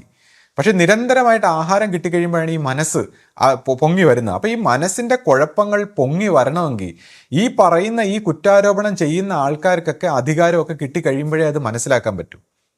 അപ്പോൾ അതുകൊണ്ടാണ് പറയുന്നത്, നമ്മൾ ഈ കുറ്റം ആരോപിക്കുന്ന എല്ലാ കുറ്റവും അവരുടെ മനസ്സിലുണ്ടാവും, അല്ലെങ്കിൽ ഇങ്ങനെ ആരോപിക്കില്ല. യഥാർത്ഥത്തിൽ ഒരാൾ ഒരു രാഷ്ട്രീയ നേതാവോ അല്ലെങ്കിൽ എന്തെങ്കിലും ഒരാൾ നല്ല നല്ല വിഷനുകളും നല്ല നല്ല കാര്യങ്ങളും, ഈ കുറ്റങ്ങളൊക്കെ അവിടെ ഇരിക്കട്ടെ, പക്ഷേ നല്ല നല്ല വിഷനുകളും പോസിറ്റീവായിട്ടുള്ള കാര്യങ്ങളും പറയുകയാണെങ്കിൽ അയാളിലൂടെ ആയിരിക്കും ട്രാൻസ്ഫോർമേഷൻ വരുന്നത്. കാര്യം അയാൾ ഈ കുറ്റങ്ങളെ അവഗണിച്ചിട്ട് മറ്റൊരു വൈബ്രേഷനിലേക്ക് മനസ്സിനെ മാറ്റി ലോകത്തെ മാറ്റാൻ ആഗ്രഹിക്കുന്നു. ഇപ്പോൾ അരവിന്ദ് കേജ്രിവാളൊക്കെ ഡൽഹിയിലൊക്കെ വരുമ്പോൾ ഞാനൊക്കെ വളരെ പ്രതീക്ഷിച്ചിരുന്നു. കാര്യം ഇൻ്റലിജൻ്റ് ആയിട്ടുള്ളൊരു വ്യക്തി, എഡ്യൂക്കേറ്റഡ് ആയിട്ടുള്ള വ്യക്തി, നല്ല ആദർശങ്ങളുള്ള വ്യക്തി. പക്ഷേ അദ്ദേഹം അധികാരത്തിൽ വന്നു കഴിഞ്ഞപ്പോഴത്തേക്ക് അതിൻ്റെ ഒരു മാറ്റം വന്നു. അതായത് നമ്മൾ ഉദ്ദേശിക്കുന്ന പോലെ നടക്കുന്നില്ല. അപ്പോൾ ഇത് ഈ കമ്മ്യൂണിസ്റ്റ് ആശയം നടപ്പാക്കാൻ നോക്കിയതുപോലെ, അല്ലെങ്കിൽ ഈ പറയുന്ന ആശയങ്ങളൊക്കെ പറയുന്നത് പോലെ എളുപ്പമല്ല. മനുഷ്യരുടെ മനഃശാസ്ത്രം മനസ്സിലാക്കണം. അപ്പം നമ്മൾ ഈ ആരോപിക്കുന്ന ആൾക്കാരൊക്കെ ഒരുപക്ഷെ, അല്ലെങ്കിൽ ഇന്ന് രാജ്യത്ത് സമ്പത്തും ഐശ്വര്യവും അല്ലെങ്കിൽ നല്ല നല്ല പവറൊക്കെ ഉള്ള ആൾക്കാർ ഒരുപക്ഷെ നല്ല ആൾക്കാരെ നമ്മൾ പറയേണ്ടി വരും. കാരണം നമ്മളൊക്കെ ആ പറയുന്ന സിറ്റുവേഷനിൽ വരുമ്പോഴേ നമ്മുടെ ഒറിജിനൽ മൈൻഡ് എന്താണെന്ന് നമുക്ക് കാണാൻ പറ്റും. ഇപ്പോൾ ഒരുവിധമൊക്കെ കുഴപ്പമില്ലാതെ പോകുന്ന ആൾക്കാരൊക്കെ നല്ല ആൾക്കാരായിരിക്കും. കാര്യം അവർ ഇത്രയും കുഴപ്പമായിട്ടില്ലല്ലോ. ഇപ്പം തന്നെ ഈ ആരോപിക്കുന്ന ആൾക്കാരെല്ലാം കൂടെ കുറച്ചൊരു ഒരു സംഘടനയൊക്കെ ഉണ്ടാക്കി. അപ്പോൾ ആ സംഘടന ഉണ്ടാക്കിയപ്പോൾ അവർക്ക് യോജിച്ചു പോകാൻ കഴിയുന്നില്ല. അവർ എന്നും പ്രശ്നങ്ങളും വഴക്കുകളും തമ്മിൽ തർക്കമായി. അതിനുശേഷം വളരെയധികം സാമ്പത്തിക ക്രമക്കേട്. ഒരു ചെറിയ സംഘടനയാണ്, ചെറിയ സംഘടനയുടെ കുറച്ച് പൈസ വന്നപ്പോൾ തന്നെ അവിടെ അത് നടത്തുന്ന ആൾ സാമ്പത്തിക ക്രമക്കേടുകൾ നടത്തി തുടങ്ങി. അങ്ങനെ അയാളെ പുറത്താക്കുകയും ചെയ്തു. അപ്പം അവർക്ക് തന്നെ മനസ്സിലായതാണ് ഈ പറയുന്ന കാര്യങ്ങൾ ഈ പറയുന്ന പോലെ എളുപ്പമല്ല. ഇപ്പം ഈ എഴുതിയ ആൾ വന്ന് സ്വർണത്തിൻ്റെ പ്രതിമ ഉണ്ടാക്കിയപ്പോൾ അതിൽ തട്ടിപ്പ്, മറ്റത് തട്ടിപ്പ്, ഇവിടെ പണം തട്ടി, മറ്റത് ചെയ്തു, മറിച്ച് ചെയ്തു, ഇങ്ങനെ ഒരുപാട് കാര്യങ്ങൾ ഇങ്ങനെ എഴുതി കൂട്ടുന്നു. അപ്പോൾ ഇതിനെക്കുറിച്ച് ചിന്തിക്കുമ്പോൾ, ഇപ്പോൾ എൻ്റെ അമ്മ ചെറുപ്പത്തിൽ, വളരെ ചെറുപ്പത്തിൽ അമ്മയുടെ 1965, 70 കാലഘട്ടത്തിലൊക്കെ ആശ്രമത്തിലൊക്കെ അമ്മ ഗുരുവിനോടൊപ്പം നിൽക്കുമ്പോൾ അന്നത്തെ സമയത്ത് ഒരു അമ്മയും മോളും അവരുടെ ഒരു അസുഖവുമായിട്ട്, അന്നത്തെ കാലത്ത് പല അസുഖങ്ങളുമായിട്ടാണ് ഗുരുവിൻ്റെ അടുത്ത് ആൾക്കാർ വരുന്നത്. അപ്പോൾ ഒരു അമ്മയും മോളും ഇതുപോലെ ഒരു അസുഖമായിട്ട് വന്ന് നിൽക്കുന്നു. അപ്പോൾ അവർ പ്രാർത്ഥിച്ച് ഇത്ര ദിവസം ഒരു വ്രതം പോലെയൊക്കെ നിൽക്കുകയാണ്. അപ്പോൾ അവിടെ നിന്ന് അന്ന് ആശ്രമത്തിൽ കുറച്ച് കാര്യങ്ങളാണ്, അതായത് കുറച്ച് അരിയും അല്ലെങ്കിൽ എന്തെങ്കിലുമൊക്കെ ആൾക്കാർ സമർപ്പണമായിട്ട് പഞ്ചസാരയോ അല്ലെങ്കിൽ ഓരോരുത്തർ എന്തെങ്കിലുമൊക്കെ സമർപ്പിക്കുമ്പോൾ ഈ അമ്മ അതിന് കുറച്ച് സാധനം, അവർക്ക് ദാരിദ്ര്യമാണ്, അവർക്ക് വിഷമമാണ്, പക്ഷെ എന്നാലും അത് ചെയ്യാൻ പാടില്ലാത്ത കാര്യമാണ്. അവർ ഇവിടെ നിന്ന് കുറച്ച് സാധനം എന്നും ഇങ്ങനെ എടുത്തുകൊണ്ട് പോകും. അപ്പോൾ ഇവിടെ നിന്ന് എടുത്തുകൊണ്ട് പോയി അവരുടെ വീട്ടിൽ കൊണ്ട് കൊടുക്കും. അപ്പം ഇവർ ഈ പറഞ്ഞ നിശ്ചിതമായിട്ടുള്ള സമയം പറഞ്ഞെങ്കിൽ ഇവരുടെ മകളുടെ രോഗം മാറുന്നില്ല. ബാക്കി പലരും അതിനുശേഷം വന്നവരുടെയൊക്കെ രോഗം മാറിപ്പോകുന്നു. അപ്പോൾ ഒരു അമ്മ ഒരു ദിവസം ഇങ്ങനെ ഗുരുവിനോട് വന്ന് കരഞ്ഞ്, എൻ്റെ അമ്മ അവിടെ ഉണ്ടായിരുന്നു, എന്നിട്ട് പറഞ്ഞു, സ്വാമി എല്ലാവരുടെയും അസുഖം മാറുന്നു, എൻ്റെ മോളുടെ അസുഖം മാത്രം മാറുന്നില്ല എന്നിങ്ങനെ കരഞ്ഞു പറഞ്ഞു. അപ്പോൾ ഗുരു എൻ്റെ അമ്മയെ ഒന്ന് നോക്കിയിട്ട് അവരുടെ അടുത്ത് ഇങ്ങനെ പറഞ്ഞു, എന്ത് ചെയ്യാനമ്മ, ചിലരുടെ പ്രാർത്ഥന ദൈവം കേൾക്കും, എന്നാൽ ചിലരുടെ പ്രാർത്ഥന ദൈവം കേൾക്കില്ല എന്ന് പറഞ്ഞു. അപ്പോൾ അമ്മയ്ക്ക് അന്നേരം മനസ്സിലായി, ഈ അമ്മ ഈ പറയുന്ന മോഷണവും ഇതേപോലുള്ള കാര്യങ്ങളൊക്കെ ചെയ്യുന്ന ഗുരുവിന് മനസ്സിലാകുന്നുണ്ട്, പക്ഷേ ഗുരു അത് കണ്ടില്ല എന്ന് നടിക്കുന്നു, ഒന്നും അറിയാത്ത പോലെ നടിക്കുന്നു, പക്ഷേ അവരുടെ രോഗം മാറുന്നില്ല. അപ്പോൾ ഈ പറഞ്ഞതുപോലെ ഇങ്ങനെ കള്ളവും പലതരത്തിലുള്ള സ്വഭാവ ദൂഷ്യങ്ങളും ഒക്കെ ഉള്ള ആൾക്കാർ വന്നാലും ഗുരു ഇതേപോലെ അടുപ്പിച്ച് നിർത്തി അവരെ തിരുത്തിയെടുക്കാൻ പരമാവധി ശ്രമിക്കുന്ന ഒരു സ്വഭാവം ഉണ്ടായിരുന്നു. അപ്പോൾ ഈ ആശ്രമ സ്വഭാവത്തിൽ വന്നാൽ ഇങ്ങനെ പരസ്പരം കുറ്റം പറയുന്ന ഒരു സ്വഭാവമില്ല എന്നുള്ളൊരു വിഷയം നമ്മൾ മനസ്സിലാക്കണം. അതായത് ഈ ഭൗതികമായിട്ടുള്ള പല പല കള്ളത്തരങ്ങളോ കാപട്യങ്ങളോ അല്ലെങ്കിൽ മറ്റ് വിഷയങ്ങളോ ഒക്കെ ചെയ്യുന്നവർ അത് അവരെ അനുഭവിക്കുമെന്നുള്ളതാണ്. അപ്പോൾ ഇന്ത്യൻ ഭരണഘടനയിൽ തന്നെ നമ്മൾ ഇവിടെ ശിക്ഷാവിധി വളരെ ലിബറലാണ്. വിദേശ രാജ്യങ്ങളിലൊക്കെ ഇങ്ങനെ കൈ കട്ട് ചെയ്തു, തല കട്ട് ചെയ്തു എന്നൊക്കെ പറയുമ്പോൾ ഇവിടെ വളരെ ലിബറലാണ്. എന്തുകൊണ്ടാണ്? കർമ്മം, നമ്മുടെ കർമ്മം, ആരെന്ത് തെറ്റ് ചെയ്താലും ഇനി ശിക്ഷിച്ചാലും ഇല്ലെങ്കിലും അതിൻ്റെ ഒരു കർമ്മം ഉണ്ടല്ലോ. അപ്പോൾ അതിൽ വിശ്വാസം ഉള്ളതുകൊണ്ട് ഒരു ലിബറലായിട്ടുള്ളൊരു ശിക്ഷാ നിയമമാണ്. അതുപോലെ ഇപ്പോൾ ആശ്രമ സ്വഭാവത്തിൽ കർമ്മത്തിൽ വിശ്വാസമുള്ളതുകൊണ്ട് ആരെന്ത് തെറ്റ് ചെയ്യുന്നോ അത് അവരനുഭവിക്കും. അപ്പോൾ അങ്ങനെയുള്ള ഒരു കർമ്മ നിയമത്തിൽ വിശ്വസിക്കുന്നതുകൊണ്ട് ആശ്രമ സ്വഭാവത്തിൽ ഇതേപോലുള്ള ഈ കുറ്റങ്ങൾ, ഇങ്ങനെ അത് തട്ടി ഇത് തട്ടി ഇങ്ങനെയൊന്നുള്ള കാര്യങ്ങൾ ആശ്രമ സ്വഭാവത്തിൽ ആരും സംസാരിക്കാറില്ല. ആശ്രമ സ്വഭാവത്തിൽ ആധ്യാത്മിക വിഷയങ്ങൾ അല്ലെങ്കിൽ ആധ്യാത്മിക പരിണാമത്തെക്കുറിച്ച് അല്ലെങ്കിൽ വ്യക്തിത്വ വികാസത്തെക്കുറിച്ച്, ബോധ പരിണാമത്തെക്കുറിച്ച്, ഇതിനെക്കുറിച്ചൊക്കെയാണ് നമ്മൾ സംസാരിക്കുന്നത്. അപ്പോൾ എന്നോട് വന്ന് ഇതുപോലുള്ള കാര്യങ്ങളൊക്കെ പറഞ്ഞാൽ ഞാൻ എന്ത് മറുപടി പറയാനാണ് ഇതിനൊക്കെ? അപ്പോൾ അവിടെയാണ് എനിക്ക് പറയാനുള്ളതെന്ന് പറഞ്ഞാൽ കുറച്ച് ഉറക്കത്തിനുള്ള മരുന്ന്. ഈ പറയുന്ന വ്യക്തികളെല്ലാം എനിക്ക് പറഞ്ഞു തരാനുള്ള ഇത്രയേ ഉള്ളൂ, കുറച്ച് നല്ല ഉറക്കം കിട്ടാനുള്ള മരുന്ന് കഴിക്കുക. ഇപ്പോൾ എന്നെ സംബന്ധിച്ച് ഈ അലോപ്പതി മരുന്നുകൾ അതിൻ്റെ പിറകെയൊന്നും ഞാൻ അങ്ങനെ അധികം പോകാറില്ല. പക്ഷേ ഈ ഉറക്ക ഗുളിക എന്നെ സംബന്ധിച്ചൊരു അനുഗ്രഹമാണ്. പറ്റുമെങ്കിൽ വല്ലപ്പോഴും ഈ ആധ്യാത്മിക രംഗത്തൊക്കെ ഉള്ളവർ വല്ലപ്പോഴും ഒരു 2, 3, 4 ദിവസമെങ്കിലും കുറച്ച് ഒന്ന് തുടർച്ചയായിട്ട് ഇത് കഴിക്കുന്ന നല്ല ഒരു സ്ലീപ്പിംഗ് പിൽസ്, അത് നല്ല പ്രിസ്ക്രൈബ്ഡ് ആയിട്ട് ഒരു ഡോക്ടർമാരെ കണ്ടിട്ട് വാങ്ങിച്ച് വെച്ചിട്ട് വല്ലപ്പോഴും ഒന്ന് കഴിക്കുന്നത് നല്ലതായിരിക്കും. വല്ലപ്പോഴും വളരെ റെയറായിട്ട് കുറച്ച് കാലം ഇങ്ങനെ ഈ മാനസികമായിട്ട് ഒരുപാട് സംശയങ്ങളും ഇങ്ങനെയൊക്കെയുള്ള കാര്യങ്ങളൊക്കെ തോന്നുകയാണ്. ഇത് കഴിച്ച് നല്ല സ്ലീപ്പായി കഴിഞ്ഞാൽ, ബ്രെയിൻ ആക്ടിവിറ്റി എല്ലാം കുറഞ്ഞു കഴിഞ്ഞാൽ പിന്നെ നമുക്ക് നോർമലായിട്ടുള്ള നമ്മുടെ കാര്യങ്ങൾ മാത്രമേ തോന്നൂ. അതായത് നമ്മുടെ കാര്യങ്ങൾ, നമ്മുടെ വീട്ടിൻ്റെ കാര്യങ്ങൾ, കുടുംബം, അതാണ് ഒരു മനുഷ്യന് വേണ്ടത്. അനാവശ്യമായിട്ടുള്ള കാര്യങ്ങളൊക്കെ ഇങ്ങനെ ഉന്നയിക്കുകയും പ്രശ്നങ്ങളും പ്രോബ്ലങ്ങളും പരാതികളും, വലിയ ആധ്യാത്മിക പരിണാമം വരുത്തുക, ഒരു ലോക നേതാവായിട്ട് തോന്നുക, വലിയ ആത്മീയ ആചാര്യന്മാരെ പോലെയൊക്കെ സംസാരിക്കുക. അപ്പം അങ്ങനെയൊക്കെ വരുമ്പോഴത്തേക്ക് നമ്മൾ ഇതേപോലെ ഒത്തിരി മരുന്ന് കഴിക്കണം. അത് നല്ലതാണ്. ഇപ്പം ഞാനിവിടെ ഇപ്പോൾ ആധ്യാത്മിക ആചാര്യന്മാരെ പോലെ നടിക്കാനോ അല്ലെങ്കിൽ ഇത് സംസാരിക്കാനോ ഒന്നുമല്ല. എന്നെ സംബന്ധിച്ച് ഇങ്ങനെയുള്ളൊരു മിസ്റ്റേക്ക് കാണുമ്പോൾ, അതായത് ഇവരെ സംബന്ധിച്ച് ഭൗതികമായ മനുഷ്യരെ മൊത്തം ആരോപിക്കുന്ന ഒരു സ്വഭാവം കാണുമ്പോൾ എന്നെ സംബന്ധിച്ച് മാനസികമായിട്ട് സൈക്കോളജിക്കലായിട്ട് ഒരു കുഴപ്പം കൊണ്ടാണ് ഇങ്ങനെ കാണുന്നതെന്നുള്ള ശരിയായ ഒരു അറിവ്, അതൊരു കരുണയുടെ വശത്ത് എനിക്ക് പറയാൻ തോന്നുന്നു. അല്ലാതെ ഒരു ദേഷ്യമോ പകയോ വിദ്വേഷമായിട്ട് ആൾക്കാരെ കുറ്റം പറയുന്ന ഒരു ഭാവത്തിലല്ല ഞാൻ, അല്ലെങ്കിൽ ആൾക്കാരുടെ കുറവായിട്ടല്ല ഞാനിത് കാണുന്നത്. എന്നെ സംബന്ധിച്ച് നമ്മളിപ്പോൾ ഇതിങ്ങനെ ഒരു കുഴപ്പമാണ്, ഇങ്ങനെ മനുഷ്യരിങ്ങനെ കുറ്റം പറയുന്നത് ഇങ്ങനെ സൈക്കോളജിക്കൽ പ്രോബ്ലം കൊണ്ടാണ്, ഇങ്ങനെ പറഞ്ഞുകൂടെ, ഇത് അവനവന് ദോഷമാണ്, മറ്റുള്ളവരായാലും ആരായാലും ഇങ്ങനെ പറഞ്ഞാൽ അത് അവനവനിലേക്ക് തന്നെ വരും. കാര്യം നമ്മുടെ ഇമോഷൻ എന്താണോ, emotion means energy in motion, നമ്മുടെ ഇമോഷൻ അനുസരിച്ചാണ് നമ്മുടെ ജീവിതം പരിണമിക്കുന്നത്. അപ്പോൾ ഇങ്ങനെ നെഗറ്റീവായിട്ടുള്ള കുറ്റങ്ങൾ ഇങ്ങനെ പറഞ്ഞുകൊണ്ടിരുന്നാൽ നമ്മുടെയൊക്കെ ജീവിതം നശിച്ചു പോകും എന്നുള്ളൊരർത്ഥത്തിൽ ഇത് നിർത്തണം, ഇത് ശരിയായ രീതിയല്ല എന്നുള്ളൊരു ആധ്യാത്മിക വിഷയത്തിൻ്റെ ഒരു കരുണയുടെ വശം അല്ലെങ്കിൽ ഇത് മനസ്സിലാക്കിയിട്ട് നമ്മൾ പറയാതിരിക്കുന്ന തെറ്റാണെന്നുള്ളൊരു ഫീലിങ്ങിൽ മാത്രമാണ് നമ്മൾ സംസാരിക്കുന്നത്. അല്ലാതെ നമ്മൾ ആളാകാനോ അല്ലെങ്കിൽ ഇത് തെളിയിക്കാനോ അല്ലെങ്കിൽ ആരെങ്കിലും കുറ്റപ്പെടുത്താനോ തർക്കിക്കാനോ അല്ല. ഇതൊരു ഈ നടക്കുന്ന ആരോപണം ഒരു വളരെ വലിയ ദൈവികമായിട്ടുള്ള ഒരു ധർമ്മത്തിൻ്റെ ഒരു സത്യസന്ധമായ ഒരു ധാർമ്മികമായ പ്രവർത്തനം നടത്തി വരുമ്പോൾ അതിൽ മനുഷ്യർക്ക് അതിൻ്റെതായ കുറവുകളുണ്ട്. നമുക്ക് ഞാൻ ഉൾപ്പെടെ ആർക്കും ഇതൊന്നും പ്രവർത്തിച്ച് വരുന്നതിൻ്റെ അതിൻ്റെ ഒരു പൂർണ്ണതയോ ഗുരു വിഭാവനം ചെയ്ത രീതിയിലോ അല്ലെങ്കിൽ അതിൻ്റെതായ ഒരു ക്വാളിറ്റിയിലേക്ക് എത്തുന്നില്ല എന്ന് എല്ലാവർക്കും അറിയാം. ഇപ്പം ഗുരു ശരീരത്തിൽ ഉണ്ടായിരുന്ന സമയത്ത് ഗുരു ഓരോരുത്തരെയും നിരന്തരം ഇങ്ങനെ പറഞ്ഞിട്ട് നിങ്ങൾ ഒരു കുഞ്ഞില്ലല്ലോ എന്നൊക്കെ ഗുരു ഇങ്ങനെ നിരന്തരം വഴക്ക് പറയാറുണ്ടായിരുന്നു. അത് എന്ന് വെച്ചാൽ ഒരു ഗുരു ആഗ്രഹിക്കുന്ന രീതിയിൽ അത് ഉണർന്ന് വരുന്നില്ല എന്നുള്ളത് വിമർശിക്കേണ്ട ഒരു ചുമതല ഗുരുവിനുണ്ട്. അപ്പം ആ ഒരു ചുമതലയുടെ വശത്ത് ഒരു ഗുരു സ്ഥാനത്ത് നിന്നുകൊണ്ട് ഗുരു അങ്ങനെ പറയുന്നു. പക്ഷേ ഈ പറയുന്ന മനുഷ്യർക്ക് ഇത് പ്രവർത്തിച്ചെടുക്കുന്നതിനുള്ള കുറവും ഗുരു കരുണാപൂർവ്വം മറ്റൊരു വശത്തു നിന്ന് ഗുരു കണ്ട് അതിന് മറ്റൊരു രീതിയിൽ കരുണാർദ്രമായി അവരെ സഹായിക്കുകയും ചെയ്യുന്നുണ്ടായിരുന്നു, അവരെ ഹെൽപ്പ് ചെയ്യുകയും ചെയ്യുന്നുണ്ടായിരുന്നു. അപ്പം ഈ കുറ്റം പറയുന്ന ആൾക്കാർ കരുണാർദ്രമായി മറ്റു വശത്തൂടെ എന്ത് ചെയ്യുന്നു? ഗുരു ചെയ്ത ആ പ്രവൃത്തി ചെയ്യുന്നുണ്ടോ? ഈ കുറ്റം മാത്രം ഇങ്ങനെ പറഞ്ഞാൽ മതിയാ? ഇത് ആരെങ്കിലും മനഃപൂർവ്വം ചെയ്യുന്നതാണോ? ഇത് എല്ലാവരും അവരവരെ കൊണ്ട് അവരവർക്ക് ഉചിതമെന്ന് തോന്നുന്ന രീതി പ്രവർത്തിച്ചു പോകുന്നു, അത് ശരിയെന്ന രീതി പ്രവർത്തിച്ചു പോകുന്നു. അല്ലെങ്കിൽ തന്നെ ഇങ്ങനെ വിമർശിക്കാനും കുറ്റം പറയുന്ന ഇങ്ങനത്തെ ഒരു രീതി ആശ്രമ സ്വഭാവത്തിലുണ്ടോ? ആശ്രമത്തിൻ്റെ ഒരു നിയമാവലി ഇല്ലേ? ഇപ്പോൾ ഏതെങ്കിലും ഇപ്പോൾ ഒരു രാജ്യത്തോ ലോകത്തോ പിന്നെ ഓരോ സ്ഥലത്ത് ചെല്ലുമ്പോൾ അവിടെ ഒരു നിയമമില്ലേ എന്ന് പറയുന്നതിനൊക്കെ ഒരു ആശ്രമ സ്വഭാവത്തിനൊരു നിയമമില്ലേ? ഇതെങ്ങനെ ഇതേപോലുള്ള കാര്യങ്ങൾ എങ്ങനെ ഹാൻഡിൽ ചെയ്യണം, എങ്ങനെ ഓരോ കാര്യങ്ങൾ സംസാരിക്കണം, മനുഷ്യരെക്കുറിച്ച് ഇങ്ങനെ പരസ്പരം അങ്ങോട്ടും ഇങ്ങോട്ടും കുറ്റം പറയാമോ, പരസ്പരം ചെളിവാരി എറിയാമോ, പ്രസ്ഥാനത്തെ ഇങ്ങനെ നാറ്റിക്കാമോ സമൂഹ മധ്യത്തിൽ? അപ്പം ഇതിനൊക്കെ ഒരു രീതിയുണ്ട്. അപ്പം ഈ രീതി മനസ്സിലാക്കാതെ ഇങ്ങനെ ആരോപിക്കുന്ന ഈ വിഷയത്തെക്കുറിച്ചാണ് ഞാൻ സംസാരിക്കുന്നത്. ഇപ്പം ആശ്രമത്തിൻ്റെ ഒരു പരിണാമത്തെക്കുറിച്ച് ചിന്തിക്കുമ്പോൾ ആദ്യകാലങ്ങളിൽ ഒരു ഓലക്കുടിൽ പർണശാലയായിരുന്നു. അപ്പം അത് പൊളിച്ചിട്ടാണ് അന്ന് ഗുരു ഒരു പുതിയ ഒരു കെട്ടിടം പർണശാലയായി. അതിനുശേഷം അത് പൊളിച്ചിട്ടാണെന്ന് തോന്നുന്നു, എനിക്ക് തോന്നുന്നു അവസാനം നമ്മൾ കണ്ട പർണശാല പണിതത്. അതിനു മുമ്പ് ഒരു ആരാധനാലയം ഉണ്ടായിരുന്നു. ആ ആരാധനാലയം മാറ്റിയിട്ടാണ് ഇന്ന് കാണുന്ന ആരാധനാലയം ഉണ്ടാക്കിയിരിക്കുന്നത്. അപ്പോൾ അങ്ങനെ ഓരോ ബിൽഡിങ്സും ഗുരു പൊളിച്ചു മാറ്റിയിട്ട് പുതിയത് പണിയുന്നു. അപ്പോൾ എന്താണ്, ആശ്രമത്തിൻ്റെ വളർച്ചയ്ക്കും സാമ്പത്തിക സ്ഥിതിക്കും ഒക്കെ അനുസരിച്ച് ഇങ്ങനെ മാറി മാറി പുതിയ പുതിയ ബിൽഡിങ്ങുകൾ എല്ലാം പഴയത് മാറ്റിയിട്ട് പൊളിച്ച് പണിതുകൊണ്ട് തന്നെയാണ് ഇരുന്നത് അന്നും. അപ്പോൾ അതുപോലെ ഇപ്പോൾ ഇന്ന് നമ്മൾ നോക്കിക്കഴിഞ്ഞാൽ ഇപ്പോൾ ഇന്നത്തെ പുതിയ ആരാധനാലയം നമുക്ക് ഇന്നത്തെ എല്ലാവരും വന്ന് നിറയുമ്പോൾ ആൾ നിൽക്കാൻ സ്ഥലം കുറഞ്ഞു തുടങ്ങിയിട്ടുണ്ട്. അതായത് നമ്മൾ പുതിയ ആരാധനാലയം പണിയേണ്ട സമയമായിരിക്കുന്നു.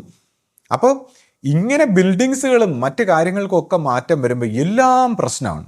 ഒന്നും ചെയ്തുകൂടാ, ഒന്നും അങ്ങോട്ടും ഇങ്ങോട്ടും മാറ്റിക്കൂടാ. അല്ലെങ്കിൽ ഇപ്പോൾ നാരായണ ഗുരുവിൻ്റെ അവർ ചെമ്പഴുതി ചെയ്തേക്കുന്ന അതുപോലെ അല്ലല്ലോ. നമ്മളെ സംബന്ധിച്ച് ഒരു ഗുരുവാക്കനുസരിച്ച് ആ ദൈവത്തിൽ നിന്ന് അറിയിക്കുന്ന അറിയിപ്പിനനുസരിച്ച് അപ്പപ്പോൾ കാര്യങ്ങളല്ലേ നമ്മളിവിടെ ചെയ്യുന്നത്. അപ്പോൾ ഇതുപോലുള്ള ഒരു കാര്യങ്ങളും മാറ്റിക്കൂടെ? എന്തൊരു ബാലിശ്യമായില്ല. എനിക്ക് ചിലപ്പോൾ തോന്നിയില്ല, ചില കുട്ടികളിലെ തറയിൽ കിടന്ന് കാലിട്ടടിക്കുമല്ലോ നമ്മൾ വഴക്കൊക്കെ പറയുമ്പോൾ, അതുപോലത്തെ പെരുമാറ്റമാണ്. ബാലിശ്യം വലിയ ആളുകളാണെന്ന് മാത്രമേ ഉള്ളൂ പെരുമാറ്റം, ഈ ബാലിശ്യമായിട്ടുള്ള രീതി. ഇപ്പോൾ പ്രതിമ വെച്ചാ കുറ്റം, വെച്ചില്ലെങ്കിൽ കുറ്റം, പടം വെച്ചാ കുറ്റം, ചിത്രം വെച്ചാ കുറ്റം, എല്ലാം കുറ്റമാണ്. അഥവാ ഇനിയിപ്പോൾ ഇതൊന്നും പാടില്ല എന്ന് പറഞ്ഞ് മാറ്റിയാലോ, അപ്പോൾ എല്ലാം മാറ്റിയെന്ന് പറയും.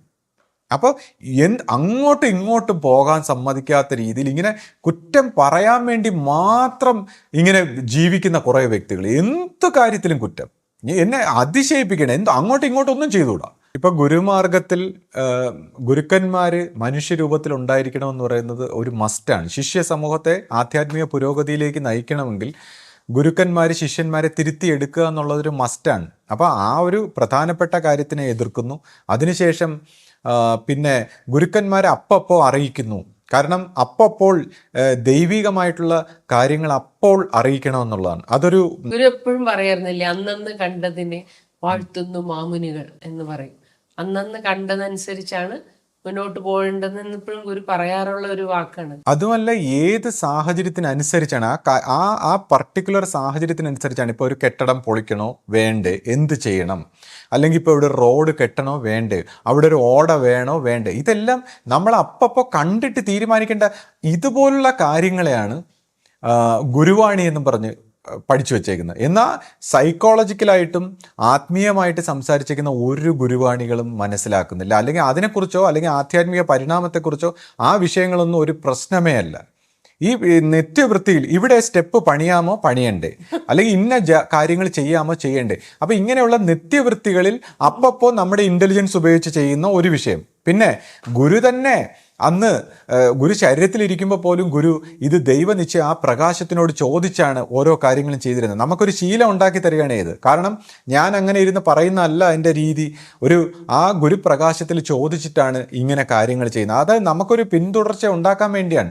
അപ്പൊ എടുത്തു പറഞ്ഞിരുന്നത് അന്ന് ഗുരു എടുത്തു പറഞ്ഞ ഒരു കാര്യമുണ്ട്, ഞാൻ ഇല്ലാതിരിക്കുമ്പോഴും നിങ്ങൾക്ക് എന്നോട് ചോദിച്ച് പറയാൻ പറ്റണം.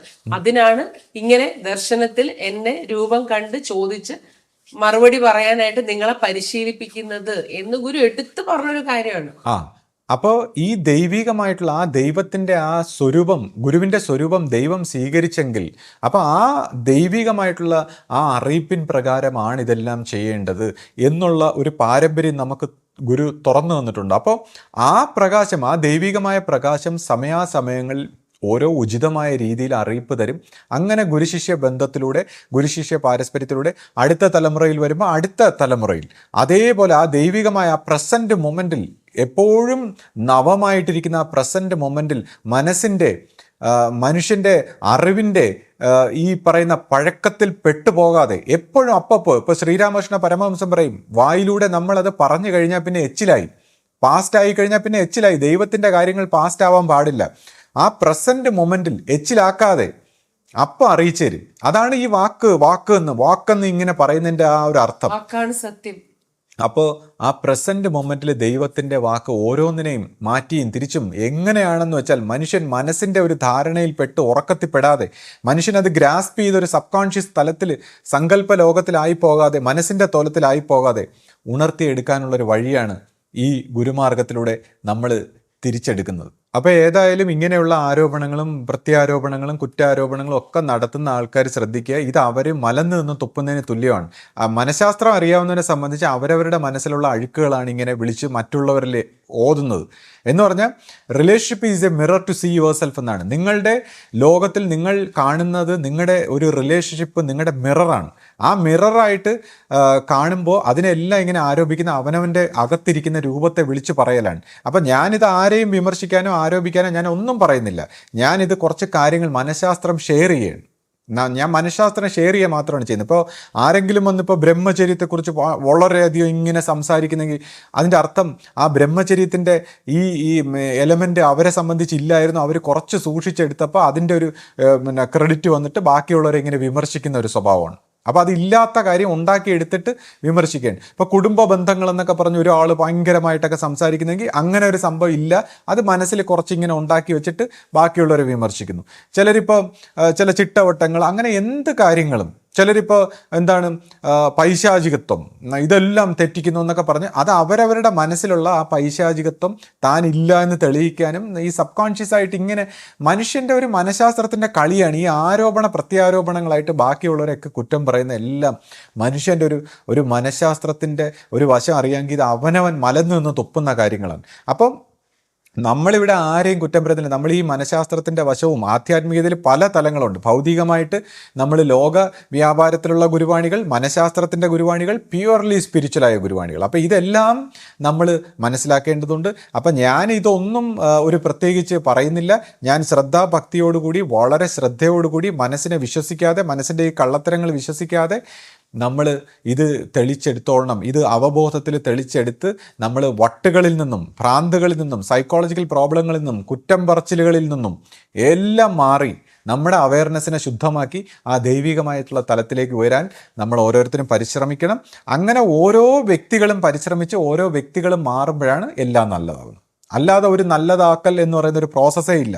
അങ്ങനെ ഓരോ വ്യക്തികൾ, ഇപ്പോൾ ഓരോ യൂണിറ്റിലും ഓരോ സ്ഥാപനത്തിലും എല്ലാവരും ഇന്നു മുതൽ ഞാനൊരു പോസിറ്റീവായിട്ടുള്ള പുതിയ വ്യക്തിത്വം, അതാണ് ഗുരുവാണി. ആ ഗുരുവാണിയുടെ അർത്ഥം നമ്മൾ വളരെ പോസിറ്റീവ്, ഇന്നലെ വരെ എന്തോ ആവട്ടെ, ഒരു പോസിറ്റീവ് വൈബ്രേഷനിൽ ഉണർന്ന് ഇനി ആരെയും കുറ്റവും കുറവും ഒന്നും പറയാതെ ഞാൻ നന്നാവുമ്പോൾ എല്ലാം നന്നാവട്ടെ എന്ന് ഞാൻ വിചാരിക്കാൻ പോകണം. എല്ലാത്തിനും അങ്ങനെ വ്യക്തികൾ ഓരോരുത്തരും എല്ലായിടത്തും ആത്മാർത്ഥമായിട്ട് പ്രവർത്തിക്കുമ്പോൾ എല്ലാം നന്നായി, എല്ലാ നന്മയും ഉണ്ടാകും. അപ്പോൾ അങ്ങനെയുള്ള ഒരു നന്മയും സന്തോഷവും ഐക്യവും സഹകരണവും സ്നേഹവും ഒക്കെ നമുക്കുണ്ടാകാനായിട്ട് ഗുരുവിനോട് പ്രാർത്ഥിച്ചുകൊണ്ട് നിർത്തുന്നു. സദ്ഗുരുവേ ശരണം.